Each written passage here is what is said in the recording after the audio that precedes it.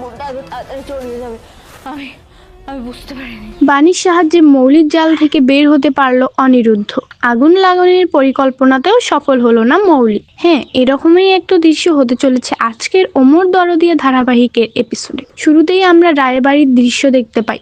সেখানে বাণী সকলের হাতে পায়ে ধরে অনুরোধ করে যাতে অনিরুদ্ধকে একবার ব্যাকআপ ফাইলগুলো চেক করার অনুমতি দেয়, কিন্তু এতে মৌলি রাগ দেখাতে থাকে এবং তার বাবা মাকে স্পর্শ করতে নিষেধ করে।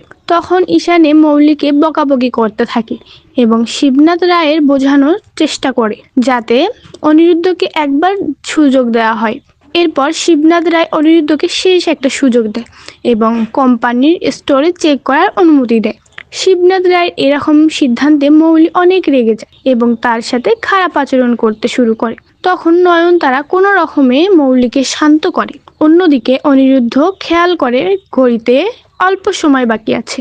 তখন সে চিন্তা করতে থাকে এই অল্প সময় সে ফাইলগুলো খুঁজে বের করতে পারবে কিনা। তখন বাণী তাকে ভরসা দেয় এবং বলে, আমি তো আছি আপনার পাশে, ঠিক খুঁজে বের করতে পারবেন। পরের সিনে আমরা মৌলিকে দেখতে পাই সে অফিসে কারোর সাথে কথা বলেছিল এবং সেই ব্যাকআপ ফাইলগুলো কোথায় আছে সেটা খুঁজে বের করার কথা বলছিল।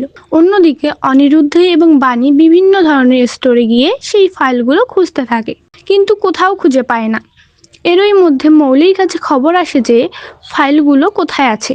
তখন সে বান্টিকে কাজে লাগায় এবং বলে সেই স্টোরে গিয়ে সবকিছু জ্বালিয়ে দিতে, কিন্তু বান্টি ভয় পায় এবং যেতে রাজি হয় না। তখন নয়নতারা তাকে হুমকি দেয় এবং যেতে বাধ্য করে। তো বন্ধুরা, আজকের পর্ব এখানেই শেষ। দেখা হচ্ছে আগামী পর্ব। ধন্যবাদ।